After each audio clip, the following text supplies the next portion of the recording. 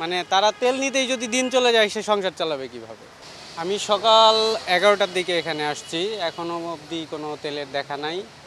আর আমরা তো জানতে পারছি যে 2 মাসের নাকি মজুদ আছে। তো এখনও আমরা এই রকম সিরিয়ালে দাঁড়াই থেকে 2 মাসের মজুদ কীরকম আছে আমরা আসলে বুঝতে পারতেছি না। তা আসলে আমরা কোন পর্যায়ে আছি বা কিভাবে দেশ চলতেছে আসলে তাদের তো সরকার প্রধানের অথবা সরকারের নিয়োগকৃত লোকদের আসলে ফিল্ডে এসে দেখা উচিত যে আসলে জনদুর্ভোগ কীরকম পর্যায়ে। আসলে এইভাবে তো আসলে কোনো কিছু চলে না, কারণ আমরা সাধারণ মানুষ। স্বাভাবিক, আমি একজন চাকরি করি, এখন আমার তেল নিতে যদি দিন চলে যায় আমি অফিসিয়াল কাজ করব কখন?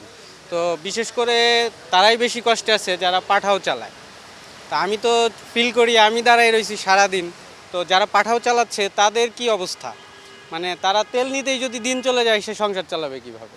তো এখন আমাদের সব মিলায় আর কি খুবই দুর্ভোগের অবস্থা। তো এটা আর কি বলার আর কিছুই নাই।